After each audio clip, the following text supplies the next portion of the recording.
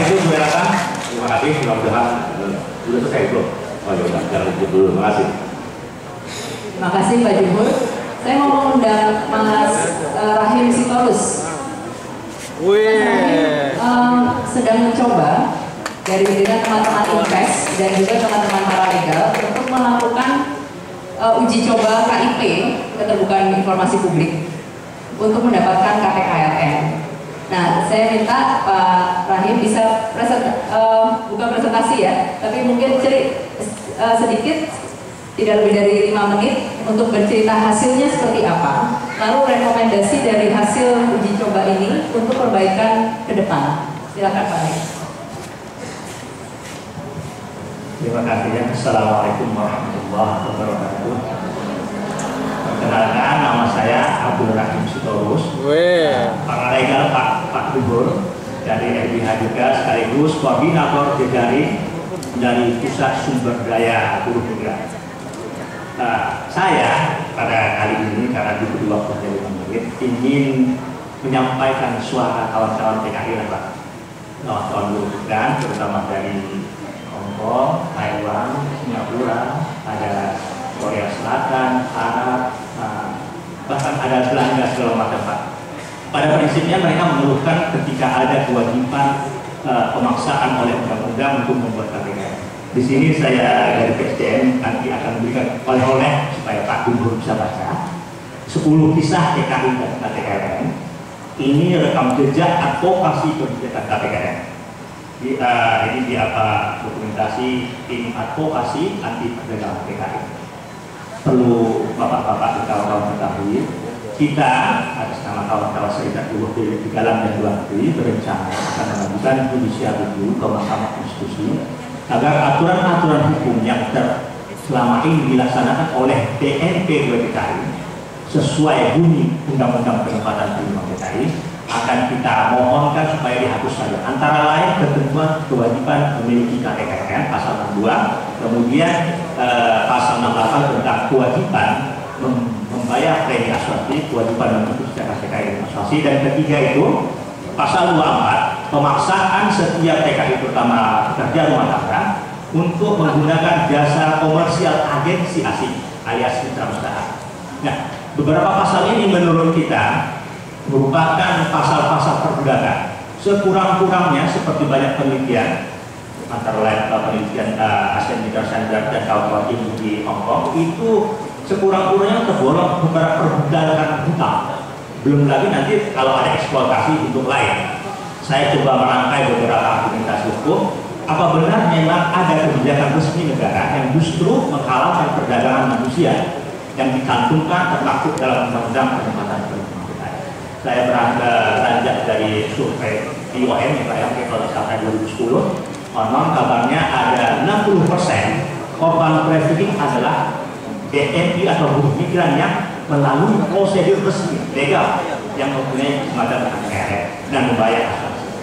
Ini sebenarnya kelihatan kawan-kawan, saya mohon Pak Gubernur bisa menerima oleh-oleh dari kita kebetulan. Jadi sebagai pelaksana tentunya ada kepentingan kewajiban BNP untuk merumuskan kebijakan yang lebih baik. Nah, di lapangan selama advokasi baru saja telepon TKI BNP di Lampung tak bisa buat KPKN, dicegah sama imigrasi. Saya ngomong, saya bilang aja, Pak, siapa namanya? Saya bilang gitu kan. Kalau Bapak cegah, silakan cegah, silakan, tapi sesuai dengan undang-undang imigrasi ya, bukan berdasarkan undang-undang penempatan dan lingkungan PKI. Bahkan saya sempat ngomong begini Pak Jumhur, kalau kawan-kawan petugas imigrasi di bandara mengaku mendapat permintaan koordinasi, istilahnya koordinasi menurut peraturan pemerintah ya Pak tentang BNP TKI, saya katakan terus terang aja kalau menurut saya mestinya Pak Gubernurnya paham tentang ini, bahwa yang namanya koordinasi melakukan penjatuhan hukuman kejatuhan hukuman administrasi menolak keberangkatan PKI tanpa KPKN itu bukan kewenangan kepala badan, tapi merupakan kewenangan Muhaimin Iskandar selaku Menteri Tenaga Kerja. Mereka mengeluh sama saya, baik maskapai penerbangan maupun petugas juga. Gimana Pak, kami ini ada koordinasi. Kalau mau dijelas itu kita dukung lah Pak. Bahkan kawan-kawan BK3 PKS, oh ya perlu ada kepastian hukum. supaya sebagai pelaksana GNP 2TK itu jangan terlampau ambil. Kenapa kok bisa demikian? Kalau saya memang akan masalahnya undang-undang yang tidak benar, kebijakan sah, gampangnya begitu Pak ya. Nah, saya harapkan Pak Jumhur lah, karena itu merupakan di luar kewenangan, di luar prosedur, jangan lagi lah sebabkan berkoordinasi yang bukan kewenangan. Ini mohon atas nama kawan-kawan di seluruh yang di Pak Jumhur. Mudah-mudahan berkenan Pak Jumhur ke depan kita SDM dan kawan-kawan ini gerakan Desa Membangun ini merancang perlindungan dari hulu, bukan hanya di kabupaten Pak. Insyaallah kita akan menggagas semacam data migrasi desa. Jadi informasi data yang masuk itu bukan dari kabupaten, dari dinas, tapi dari kepala desa yang mengenal langsung, misalnya si Tupinah Cilacap, Tupinah mau berangkat sebagai WNI ke luar negeri, tapi tahu-tahu dia memakai nama apa namanya yang lain, Aminah gitu ya. Ini kan kalau dinas tenaga kerja tidak tahu, kabupaten tidak tahu. Yang tahu persis tentunya adalah bapak-bapak kepala desa, perangkat desa yang tahu ketika dia mengajukan permohonan rekor apa namanya izin tertulis dari lurah. Ini kan harus punya izin. Kalau selama ini kalau yang proses memasukkan data melalui PJTK ke sistem online-nya, KTK-nya Pak Jumhur itu, jadi dengan kata secara sederhana, saya bilang itu sampah pun diterima oleh sistem KTK yang gitu Pak Jumhur kan, karena paspornya sudah palsu, KTP-nya sudah palsu. Andai kata itu dari hulu benar, bukan hanya sekedar kabupaten, tapi dari desa, ya insya Allah saya yakin kan, masa nggak kenal sih perangkat desa dengan warganya sendiri. Ya, ini masukan dari kita, mungkin ya, kita bukan berarti Pak apa juga Pak Airanda juga ya. Mudah-mudahan bisa kita lakukan arah yang lebih kemaslahatan bersama. Wassalamualaikum warahmatullahi wabarakatuh.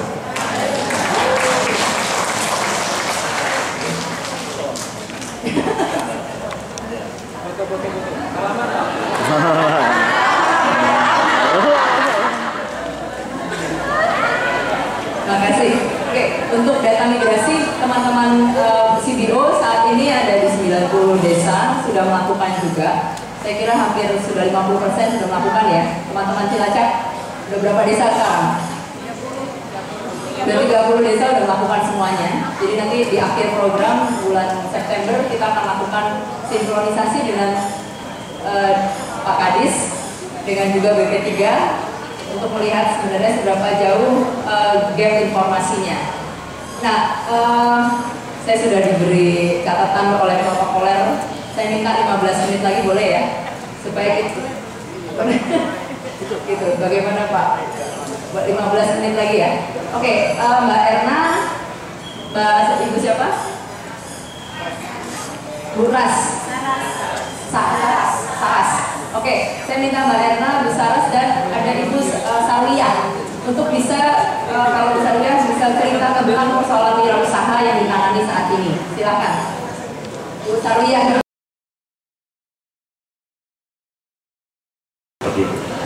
Yang terakhir, Mas Hakim Psikolog, ini menarik. Soal KTKL, Bapak mungkin pernah dengar KTKL Ibu ya. Saya bertemu dengan TKI yang gajinya itu 100 sampai 150 juta. Marah-marah sama saya. Dikumpulkan di KBRI. Saya 3 tahun menunggu kedatangan Pak Jumhur. Kita ini profesional Pak, dan perminyakan. Tapi mau ke bandara harus pakai KTKL. Apa-apaan ini Pak Jumhur bikin kayak gitu. Gajinya 100 sampai 150 juta. Kaya raya dan sebagainya. Saya dengarin. Pas saya ngomong dia udah puas, intinya saya pokoknya habis lah. Saya pengacau, saya pengganggu profesional yang ingin bekerja di luar negeri. Ya, oke. Jawaban saya begini. Yang pertama, saya menyatakan kepada juga pada mereka bahwa mereka yang gajinya 150 juta itu sarjana master bahkan mungkin doktor, jangankan KTKLN, KBRI atau negara pun yang mungkin nggak perlu, karena begitu hebatnya dia ngerti bagaimana berhubungan dengan polisi setempat, pemerintah setempat, bahasa Inggrisnya lebih lancar daripada yang mungkin biasanya. Pokoknya betul-betul hebat lah orang.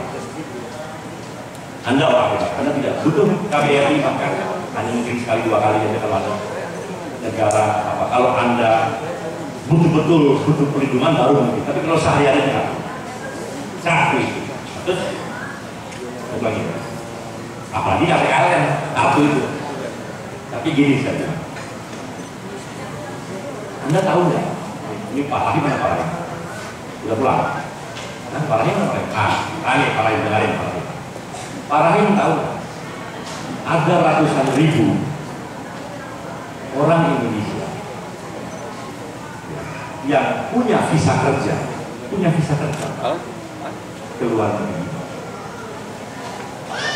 Gajinya mungkin $100. Dalam perjanjiannya bisa tertulis siap dipukul oleh majikan. Petugas imigrasi yang Anda sebut tadi, petugas imigrasi, membedakan visa orang yang gajinya 150 juta rupiah, yang doktor, yang sarjana, itu dengan visa orang kerja bakal dianiaya tadi, yang siap dipukul, yang mungkin $100, visanya sama. Jadi begitu orang punya visa, negara berkewajiban ini orang bakal teraniaya dengan visa kerja ini. Kalau dia bakal teraniaya, pemerintah melarang. Atau kita periksa dulu siapa perusahaannya, kamu digaji berapa, hak-hak kamu seperti apa. Setelah itu yakin, baru kita mengizinkan. Jadi itu ratusan ribu. Bayangkan perempuan-perempuan di desa-desa, Pak punya visa kerja di Jordan, punya visa kerja di mana? Kuwait, punya visa kerja di Irak, punya visa kerja di seluruh dunia. Dia berangkat, perempuan-perempuan desa yang lugu diatur oleh sebuah mafia. Masuk imigrasi, saya, ada visa, oke silakan berangkat. Orang ini pasti dianiaya, dieksploitasi. Kalau imigrasi tidak boleh dia melarang. Kalau karena dia sudah punya visa, buat apa dia dilarang? Jadi KTKL itu fungsinya bagi orang yang punya visa kerja, harus kita pastikan dia bekerja dengan layak. Kalau tidak layak, jangan. Kalau dia calon digebukin, jangan. Kalau dia korban trafficking, juga jangan. Kalau perempuan-perempuan yang lumpuh dari desa-desa punya visa kerja, ya jangan diberangkatkan. Kalau dia tidak punya KTKL, di sana dia bisa digebukin, bisa disiksa, bisa diperdagangkan. Ini Indonesia. Jadi saya bilang ke orang yang gajinya 100 sampai 150 juta, bapak-bapak, ibu-ibu sekalian. Yang pertama, saya minta maaf kepada Anda karena Anda sudah direpotkan dengan KTKL. Itu pertama. Saya minta maaf. Tapi saya bilang, dengan Anda membuat KTKL, ya, artinya Anda ikut menyelamatkan calon orang-orang yang akan dianiaya dan akan ditindas. Jadi Anda sedang berjuang menghindari, mencegah orang-orang yang bakal ditindas, yang jumlahnya ratusan ribu. Saya minta maaf. Apa jawaban mereka? Oh, saya ngerti sekarang. Saya akan bikin KTKL. Sederhana. Jadi saya jaring, ya kan? Saya jaring supaya orang tidak diperdagangkan dengan mudah, ya kan? Saya jaring. Nah, orang-orang yang gajinya 100 juta, 150 juta, kejaring. Saya minta maaf, waktu saya menjaring, saya ingin menjaring orang-orang yang mau memperdagangkan manusia. Saya menjaring orang-orang yang maunya membuat TKI akan menderita di luar negeri. Jaring saya pengennya menjaring itu. Tapi karena jaringnya terlalu tipis mungkin, yang gaji 100 juta, 150 juta dijaring juga. Mohon maaf saya, itu untuk bangsa. Dan dia menerima. Jadi sekarang tolong kasih tahu jalan kepada pemerintah. Nanti mungkin dalam masukannya apa instrumen lain yang bisa dipakai untuk menghindari orang lain. Itu yang saya tantang. Jadi ke orang yang gajinya 100-150 juta, coba tolong carikan cara bagaimana untuk menjaring orang-orang ini sehingga orang ini tidak menjadi korban. Ada cara lain nggak selain KTKLN? Kalau Anda punya cara lain, sampaikan. Itu mungkin bisa jadi undang-undang. Tapi kalau itu tidak bisa, ya sudah. Selama Anda berjuang membela orang-orang. Jadi kita jangan mengandaikan bahwa orang kita tuh, orang Indonesia tuh adalah merdeka, cerdas, berani. Jangan mengandalkan. Saya setuju lah. Ada TKI kita di Hongkong. Buat apa TKI tidak ada gunanya? Betul nggak ada gunanya mungkin buat dia. Tapi ternyata masih banyak orang yang memerlukan itu perlindungan. Dan tidak diskriminatif. Negara memberlakukannya kepada semua, kecuali kalau saya tidak berlakukan kepada orang yang gaji 100 juta. Kalau 150 juta itu punya visa kerja, dia pakai dasi, pakai jas, dia punya visa, tidak pakai KTKLN, saya berangkatkan, itu saya diskriminasi. Saya hanya memberlakukan KTKLN bagi orang yang katakanlah level di bawah. Itu saya diskriminasi. Tapi ketika saya jadi, Anda asal tahu, 28.000 tahun 2012 orang yang kerja di Amerika terdata oleh kita, kejaring oleh KTKLN. Sekian ribu di Eropa, sekian ribu di berbagai negara. Itu yang gajinya besar-besar, Pak. Itu terjaring. Tapi ratusan ribu TKI yang lain yang menjadi korban bisa diselamatkan. Jadi kalau Pak Nahim melihatnya komprehensif, ya. Kalau Anda mungkin nggak usah menjawab, kita bertempur saja dari MK. Karena ini perdebatan kemanusiaan. Masalah, saya setuju Anda lah. Perjuangan Anda juga benar. Kalau orang mau berangkat nggak boleh gitu loh. Urusannya apa? Imigrasi melarang. Karena memang di undang-undang TKI wajib pakai KTKLN. Kalau tidak pakai KTKLN. Kalau saya sosialisasi ke daerah bukan begitu. Kalau ke desa-desa, ke kampung-kampung beda-beda TKI. Sosialisasinya gampang.